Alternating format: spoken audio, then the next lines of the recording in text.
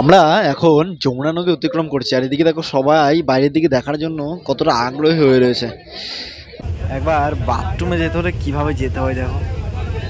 আরে সাবাস, কলকাতা স্টেশন থেকে বলেই কিন্তু আমরা এই ট্রেনের সিট পেয়েছি। সময়ের ঘড়ি যত বাড়ছে আর ভিড়টাও কিন্তু ততই লম্বা হচ্ছে দেখো।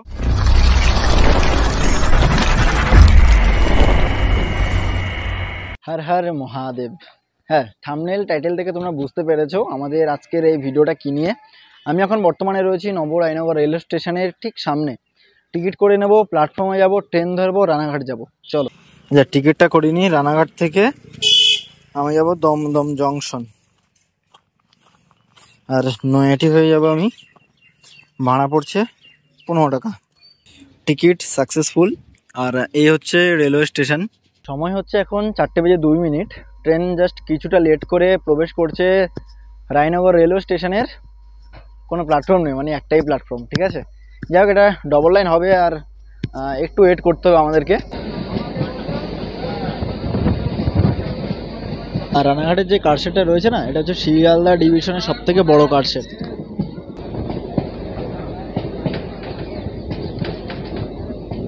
সময় হচ্ছে 4:35। এই যে ট্রেন ঢুকছে শান্তিপুর লোকাল 2 নম্বর প্ল্যাটফর্ম।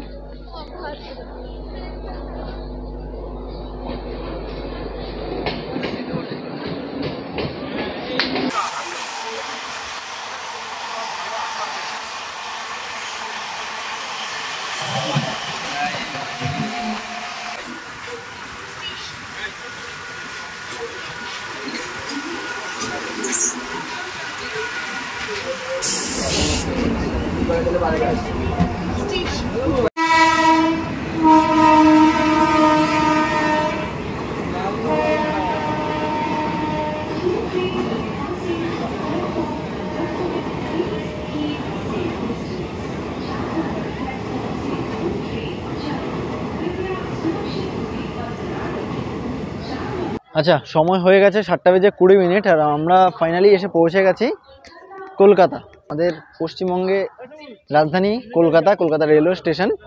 এই কলকাতা রেল স্টেশন থেকে রয়েছে বিকানে যাওয়ার প্রতাপ এক্সপ্রেস। 22:45 ট্রেন রয়েছে, বাট এখনও প্ল্যাটফর্ম নাম্বার শো হয়নি। আমরা মহাকুম্ভে যাচ্ছি। যাওয়ার দরকার ছিল আরও আগে, বাট লেট করে ফেললাম। আগামীকাল হচ্ছে ভীম একাদশী, আর সামনেই আসছে, সামনের যে 12 তারিখে একটি স্নান রয়েছে, সেটা হচ্ছে মাঘী স্নান বলা হয়। তো টোটাল মাত্র 2টি স্নান রয়েছে, একটা হচ্ছে এই মাঘী স্নান, আর একটা হচ্ছে 26 তারিখে যে স্নানটা রয়েছে সেটা। সময় হচ্ছে এখন 7:32। আমি কলকাতা রেল স্টেশনে চলে এসেছি, আর এখানে ট্রেন দিল এই যে কলকাতা থেকে বিকানে প্রতাপ এক্সপ্রেস। এই ট্রেন ধরে কিন্তু আমরা যাব। ট্রেনের টিকিট নেই, তো একটাই ভরসা, সেটা হচ্ছে জেনারেল। তো যার জন্যই আমরা এত আগে আসলাম এই ট্রেনটা ধরার জন্য। তো চলো সামনে গিয়ে দেখি কেমন লাইন রয়েছে। কত আগে আসলাম, সময় এখন 7:37।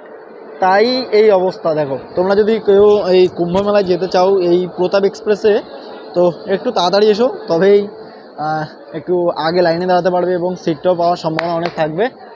এখন আমরা পেছনের দিকে যাব, দেখি পেছনটাই কেমন লাইন রয়েছে। সামনে থেকে পেছনে আসলাম, পেছনে এসে যেটা দেখতে পাচ্ছি, মানে সামনের তুলনায় পেছনে ভিড় অনেকটাই কম রয়েছে, ঠিক আছে। এটা দেখো 5 নম্বর প্ল্যাটফর্মে আমরা রয়েছি, আর সময় আপডেট হচ্ছে এখন 7:43। প্লিজ তোমরা মোটামুটি 6টার মধ্যে চলে এসো, তাহলে কিন্তু লাইন অনেকটাই কম পাবে, অনেকটাই কম। সময়ের ঘড়ি যত বাড়ছে আর ভিড়টাও কিন্তু ততই লম্বা হচ্ছে দেখো। প্রথমে কিন্তু এখানে ছিল, বাট এখন অনেক দূর চলে গেছে। তো তোমাদেরকে এটাই বলবো, আগে চলে আসো, তাহলে কিন্তু একটু হলেও লাইন কম পাবে তোমরা। ভিড় কিন্তু বেশ ভালোই রয়েছে, পেছনে তো প্রচণ্ড পরিমাণে ভিড় রয়েছে। আর এই যে আমরা সবাই রয়েছি। হর হর মহাদেব, চলো যাওয়া যাক। জার্নিটা কিন্তু বেশ অনেকটাই হতে চলেছে, মোটামুটি 12 ঘন্টা 12.5 ঘন্টা আমরা ট্রেনে থাকবো, যদি ট্রেন লেট না করে। কালকে দুপুর 11:30 থেকে 12টার মধ্যে আমরা পৌঁছে যাবো প্রয়াগরাজ। চলো, এটা তো অলমোস্ট বুকিং হয়ে গেছে। হ্যাঁ, ভিতর দিয়ে যাওয়ার তো অবশ্যই ব্যবস্থা রয়েছে মনে হচ্ছে। এদিকেও কিন্তু লাইন রয়েছে। চালিয়ে মহারাজ চালিয়ে। আচ্ছা, এবারে হয়তো আমরা মনে হচ্ছে ওই কোচে প্রবেশ করতে হবে আমাদেরকে, দেখা যাক কি হয়। এটা ফুল হয়ে গেছে। এগুলো কিন্তু পুরোপুরি অলমোস্ট বুকিং হয়ে গেছে। চলো এবার এদিকে যেতে হচ্ছে আমাদেরকে, এদিকেও অলমোস্ট বুক। এটা সিট আছে, এই একটা আছে, বয় বয় এখানে বয় বয়, চল তো লাগে চল। এটা পুরো বুকিং। চলো চলো চলো চলো চলো চলো। ফাইনালি সিট পেয়ে গেছি। এই যে দেখো সবাই বসলো, এদিকে সবাই আছে, এই যে এদিকে রোহানও আছে। ঠিক আছে, সিট পেয়েছে। চলো ঠিক আছে, যাই হোক এদিকেও কিন্তু সবাই বসলো। অ্যাকচুয়ালি ব্যাপারটা হচ্ছে কলকাতা স্টেশন থেকে বলেই কিন্তু আমরা এই ট্রেনের সিট পেয়েছি। ওদিকে কিন্তু সবাই বসলো। প্রথমত লাইনে দাঁড়াতে হয়েছে আমাদেরকে, 6টা থেকে লাইনে দাঁড়িয়েছি। আর এখন অলমোস্ট 9টা বেজে 15 মিনিট হয়ে গেছে। প্রতি শুক্রবার কিন্তু এই ট্রেনটি চলাচল করে, বিকানে পর্যন্ত যাই প্রতাপ এক্সপ্রেস। আমরা নামবো প্রয়াগরাজ জংশন। ঠিক আছে, প্রয়াগে কিন্তু অনেকগুলো রেল স্টেশন রয়েছে, তার মধ্যে কিন্তু আমাদের এই ট্রেন দাঁড়াবে প্রয়াগরাজ জংশনে। শিয়ালদা কিংবা হাওড়া থেকে অনেকগুলো ট্রেন রয়েছে, আর কুম্ভমেলা স্পেশাল কিন্তু অনেকগুলো ট্রেনও অ্যাড করা হয়েছে। বাট তোমরা যদি একটু ফাঁকা ফাঁকা সিট নিয়ে যেতে চাও তাহলে কিন্তু প্রতি শুক্রবার এই ট্রেনটি রয়েছে প্রতাপ এক্সপ্রেস, এই ট্রেনটি ধরতে পারো। তো ট্রেনে ভিড়টা দেখো, এদিকে দেখো।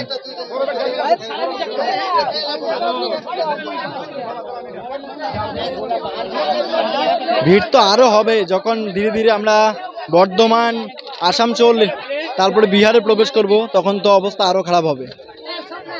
এদিকে ট্রেনে ভিড় রয়েছে আর এদিকে যুদ্ধ হচ্ছে দেখো।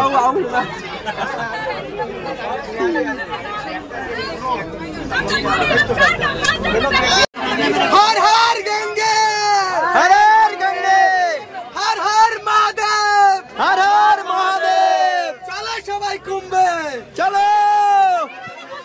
সময় হয়ে গেছে আর আমাদের ট্রেনও কিন্তু বেরিয়ে পড়েছে কলকাতা রেলওয়ে স্টেশন থেকে। তো মোবাইলটা একটু নিচে পাঠাবো, দাদাকে বলবো একটু ধরতে, কারণ আমি উপরে রয়েছি। আর ভিড়টা দেখো, এই যে ভিড় দেখো। ধরুন না, দেখবেন বাইরের দিকে একটু সাবধান দেখবেন।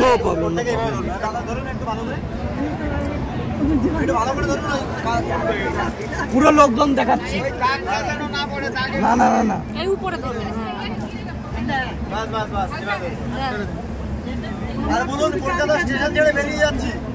কলকাতা স্টেশন থেকে বেরিয়ে যাচ্ছি, আমরা গঙ্গা স্নানে যাচ্ছি। বলে দাও, কলকাতা থেকে বেরিয়ে যাচ্ছি।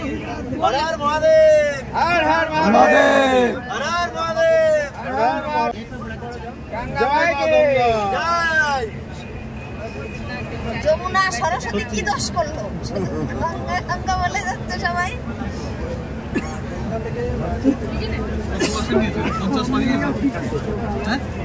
নিয়ে তুলে নিয়ে ফোন নিয়ে যাবে বাইরে। হ্যাঁ হয়ে গেছে, দিয়ে দাও এবার। আর তুলতে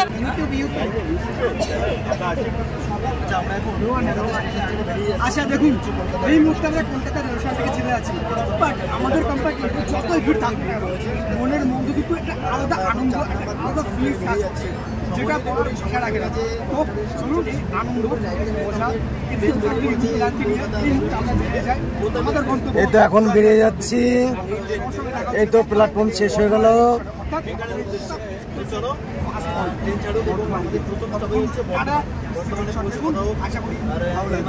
এই যে এই মুহূর্তে দেখতে পাচ্ছেন আমরা পার করছি বিবেকানন্দ সেতু। জাস্ট দেখুন রাতের বিবেকানন্দ সেতুকে দেখতে কেমন লাগছে। উফ, লাইটিং এ পুরো ঝলমলে অবস্থা এই মুহূর্তে আমাদের এই বিবেকানন্দ সেতু। দেখো দেখো সবাই হলো যে এখন বর্তমানে স্পাইডারম্যান হয়ে গেছে। দেখো একবার বাথরুমে যেতে হলে কিভাবে যেতে হয় দেখো। আরে সাবাস। মোটামুটি যদি তোমরা কেউ জেনারেলে ট্রাভেল করো এক্ষেত্রে কিন্তু মানে এইরকম জিনিসগুলো দেখতে পাবে। দেখো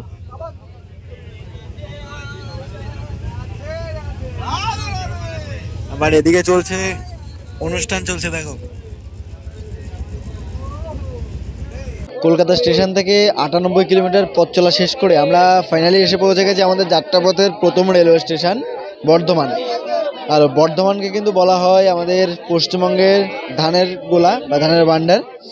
যাই হোক, বর্ধমানে এই ট্রেনের 5 মিনিট মতো হল্ট রয়েছে। ট্রেন নির্ধারিত সময় থেকে 35 মিনিট দেরিতে চলছে। আর খাওয়ার দাওয়ারের কথা যদি বলি, এই দেখো সব কিছুই তোমরা পাবে, মোটামুটি জানলা দিয়ে সব কিছুই পাওয়া যাচ্ছে। খাওয়ার হোক বা জল হোক, চা হোক, সব কিছুই তোমরা পেয়ে যাবে। আর এই হচ্ছে আমাদের জেনারেল কোচ, বেড কিন্তু বেশ ভালোই রয়েছে, ঠিক আছে। আর আমাদের এই ট্রেনের পরবর্তী স্টপেজ হচ্ছে দুর্গাপুর, তারপর আসানসোল, এবং তারপর আমরা অতিক্রম করব আমাদের এই পশ্চিমবঙ্গ। এরপর আমরা ধীরে ধীরে ঝাড়খণ্ড প্রবেশ করব, বিহারে প্রবেশ করব, এরপর উত্তরপ্রদেশ প্রবেশ করব। তো চলো, জার্নিটা এভাবে আমাদের মোটামুটি হচ্ছে। এদিকে দেখো একবার অবস্থা দেখো, সবাই এদিকে কীর্তন করতে শুরু করে দিয়েছে, আর এদিকের অবস্থা দেখো। সময় আপডেট 3:20 হয়ে গেছে, মানে এত পরিমাণে ঘুম পাচ্ছে এখন। এদিকে দেখো ভিড়টা দেখো, সবাই মোটামুটি এখনো ফুল এনার্জি নিয়ে রয়েছে। এদিকে দেখো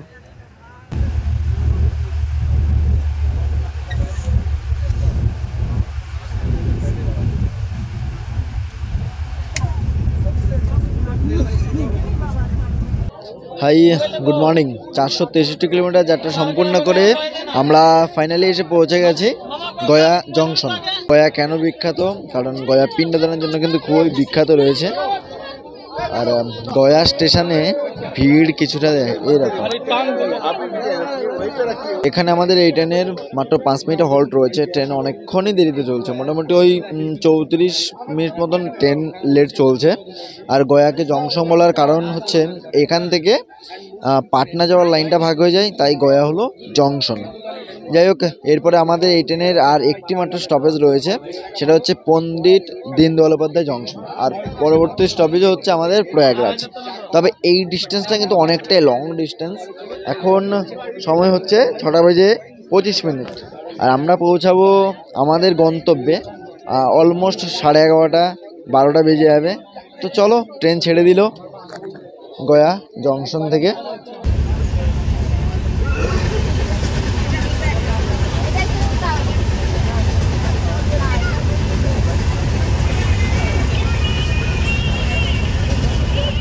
কলকাতা থেকে 668 কিলোমিটার যাত্রা সম্পূর্ণ করে ফাইনালি আমরা এসে পৌঁছে গেছি পণ্ডিত দীনদয়াল উপাধ্যায় জংশন।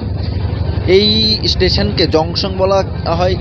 এই স্টেশনকে কেন জংশন বলা হয়? কারণ এখান থেকে টোটাল 4টি লাইন ভাগ হয়ে যাচ্ছে। একটা যাচ্ছে মির্জাপুর হয়ে প্রয়াগরাজের দিকে, আর আরও একটা যাচ্ছে বারাণসী, আর আরও একটি লাইন যাচ্ছে পাটনা, এবং আমরা আসলাম গয়া থেকে। তো এই কারণে কিন্তু এই স্টেশনকে জংশন বলা হয়। এর আগে ছিল এই স্টেশনের নাম মুঘলসরাই, তো নামটা পরিবর্তন করে রাখা হয়েছে পণ্ডিত দীনদয়াল উপাধ্যায় জংশন। ট্রেন কিন্তু নির্ধারিত সময় থেকে মাত্র 10 মিনিট লেটে চলছে, আর বাইরে দেখানোর মতন অবস্থা নেই। ট্রেন প্রচণ্ড পরিমাণে ভিড় রয়েছে ট্রেনে। খাবার টাবার মোটামুটি তোমরা পেয়ে যাবে, কোনো চাপ নেই। আর এটা হচ্ছে আমাদের ভ্রমণের সর্বশেষ হল্ট। এবার টান টান ট্রেন চলবে এবং আমরা পৌঁছাবো আমাদের গন্তব্যে। আর এই হচ্ছে ট্রেনের ভিড়, আগের মতনই রয়েছে।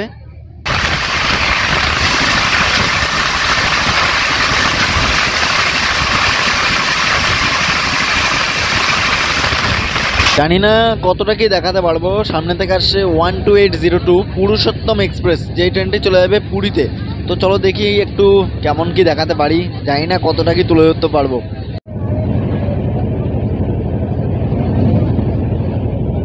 তোমাদেরকে তো কোনো ট্রেনের জিঙ্ক দেখাতে পারলাম না। সামনে থেকে আসছে 15658 ব্রহ্মপুত্র মেল, যেটা আসছে নিউ দিল্লি জংশন থেকে কামাখ্যা পর্যন্ত যাবে। চলো দেখি, এক ঝলক দেখে নিই আমরা।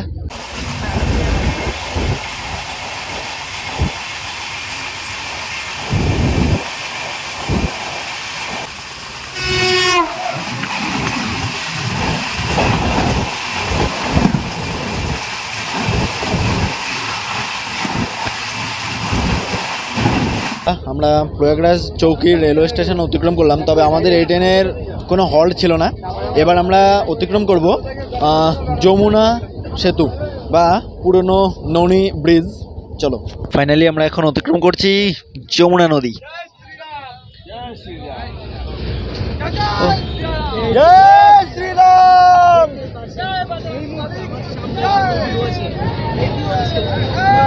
ও হর হর মহাদেব।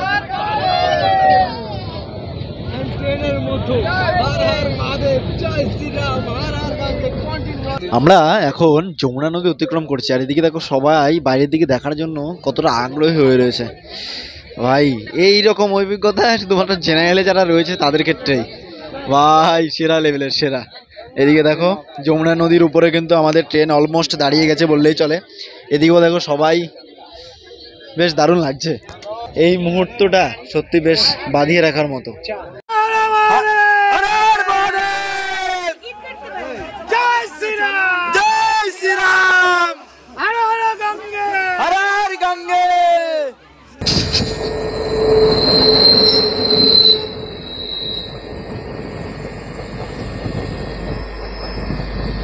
আমাদের ট্রেন দাঁড়িয়ে রয়েছে আর পাশে দিয়ে বেরিয়ে যাচ্ছে একটি ট্রু ট্রেন। আর এই ট্রেন কিন্তু হাওড়া যাবে, ঠিক আছে?